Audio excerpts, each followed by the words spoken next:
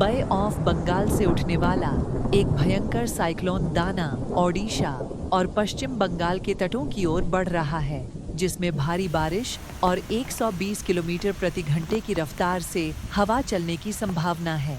भारत मौसम विज्ञान विभाग (IMD) के अनुसार तूफान वर्तमान में पारादीप ओडिशा से 210 किलोमीटर दक्षिण पूर्व और सागर द्वीप पश्चिम बंगाल से 350 किलोमीटर दक्षिण में है। शुक्रवार 25 अक्टूबर 2024 की सुबह तक ओडिशा के भितरकनिका नेशनल पार्क और धामरा पोर्ट के बीच भूस्खलन का अनुमान है। ओडिशा और पश्चिम बंगाल ने बड़े पैमाने पर निकासी प्रक्रिया शुरू कर दी है। ओडिशा में 3 लाख से अधिक और पश्चिम बंगाल में 1.14 लाख लोगों को आश्रय स्थलों पर ले जाया गया है।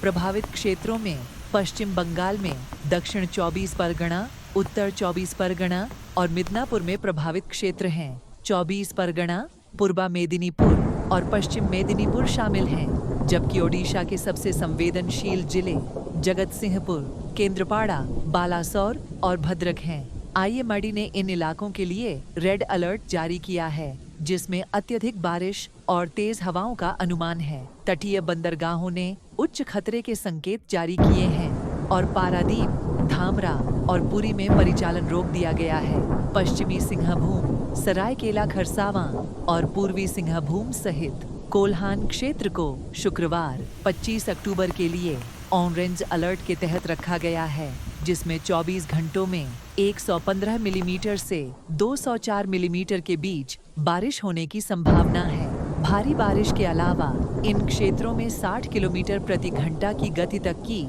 तेज हवाओं के साथ गरज के साथ बारिश भी हो सकती है। रांची, खूंटी और रामगढ़ जैसे मध्य झारखंड के जिलों में भी भारी बारिश हो सकती है। एहतियात के तौर पर ओडिशा के 14 जिलों और पश्चिम बंगाल के 9 जिलों के स्कूलों को 26 अक्टूबर तक बंद कर दिया गया है। दोनों राज्यों में लगभग 200 ट्रेनें रद्द कर दी गई हैं। कोलकाता एयरपोर्ट ने गुरुवार शाम 6 बजे से परिचालन निलंबित कर दिया है। भुवनेश्वर एयरपोर्ट पर भी गुरुवार शाम 5 बजे से शुक्रवार सुबह तक उड़ानें बंद रहेंगी। एयर इंडिया और एलायंस एयर ने संभावित देरी और रद्दीकरण के बारे में चेतावनी जारी की है। ओडिशा अग्निशमन सेवा के महानिदेशक सुधांशु सारंगी ने बताया कि पूरे राज्य में 2000 कर्मियों वाली 182 टीमों को तैनात किया गया है। National disaster response force (NDRF) ने ओडिशा, पश्चिम बंगाल, आंध्र प्रदेश, झारखंड और छत्तीसगढ़ में 56 टीमों को तैनात किया है। भारतीय तटरक्षक, नौसेना और सेना भी हाई अलर्ट पर हैं, जो किसी भी आपात स्थिति का जवाब देने के लिए तैयार हैं।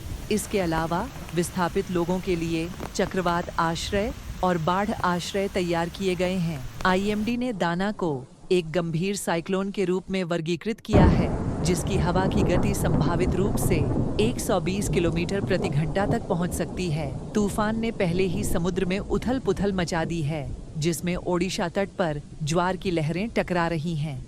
तूफान के थमने तक मध्य और उत्तरी झारखंड, ओडिशा और पश्चिम बंगाल में भारी बारिश की उम्मीद है।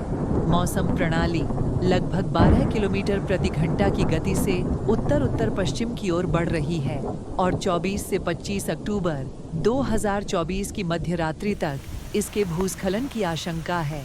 तैयारियों के चलते अधिकारियों ने निवासियों से घर के अंदर रहने, अनावश्यक यात्रा से बचने और किसी भी तरह की दुर्घटना से बचने के लिए सभी सुरक्षा प्रोटोकॉल का पालन करने का आग्रह किया है। चक्रवात दाना के ओडिशा में भितरकनिका और धामरा बंदरगाह के पास भूस्खलन की आशंका है।